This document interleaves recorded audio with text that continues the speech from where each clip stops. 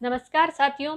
आज हम बात करेंगे एक ऐसे महान ऋषि की जिन्होंने आत्मज्ञान और अद्वैत वेदांत की सबसे गहन शिक्षाएं दी। वे हैं ऋषि अष्टावक्र।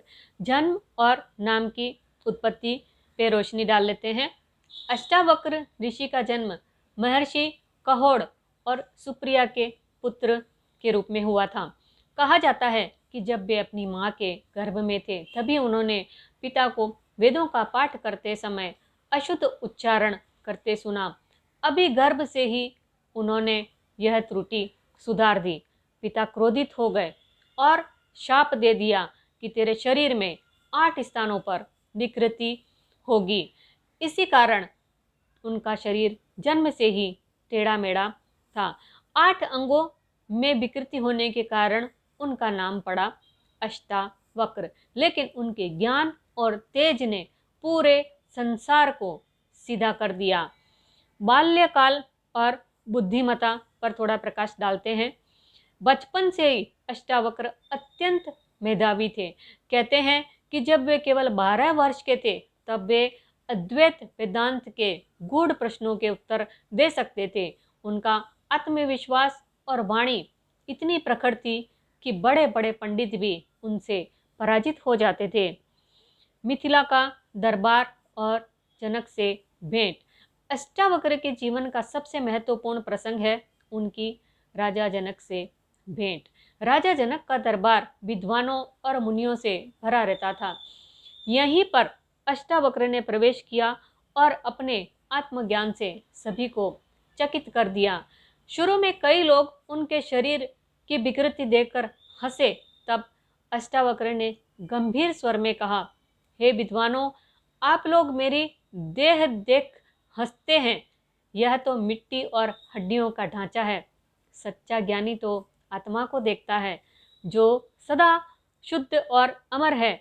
यह सुनकर सभा में सन्नाटा छा गया और राजा जनक ने उन्हें अपना गुरु स्वीकार किया। अष्टावक्र गीता पर थोड़ा सा प्रकाश डालते हैं। ऋषि अष्टावक्र और राजा जनक के बीच का संवाद ही प्रसिद्ध अष्टावक्र गीता के रूप में जाना जाता है। यह ग्रंथ केवल 20 अध्याय और लगभग 298 श्लोकों का है, लेकिन इसमें अद्वैत वेदांत का अत्यंत गूढ़ ज्ञान समाहित है। इसमें अष्टावक्र बार बार कहते हैं, तुम न शरीर हो न मन, तुम साक्षी आत्मा हो जो सदा शुद्ध, स्वतंत्र और आनंद स्वरूप है। यह गीता हमें सिखाती है कि मुक्ति किसी बाहरी साधन से नहीं बल्कि आत्मा की पहचान से ही मिलती है। जीवन दर्शन पर थोड़ी रोशनी डालते हैं। अष्टावक्र का जीवन हमें यह शिक्षा देता है कि शरीर चाहे कैसा भी हो, आत्मा शुद्ध और पूर्ण है।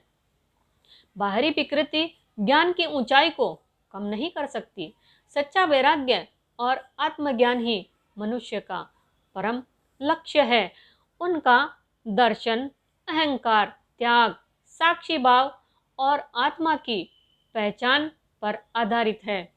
इसलिए उन्हें अद्वैत वेदांत का एक महान प्रवर्तक माना जाता है। महत्ता और प्रेरणा क्या है, थोड़ा सा जान लेते हैं।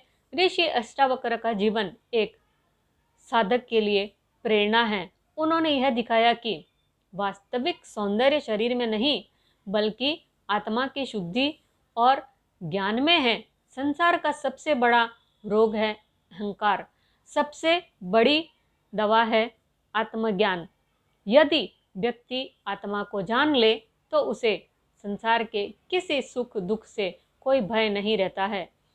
निष्कर्ष मित्रों, ऋषि अष्टावक्र केवल एक ऋषि ही नहीं बल्कि जीवन के दार्शनिक और मार्गदर्शक थे।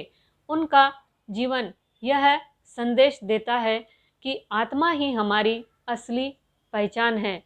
मुक्ति बाहर से नहीं भीतर से मिलती है और सच्चा साधक वही है जो शरीर और सीमाओं से ऊपर उठकर आत्मा का अनुभव कर सके।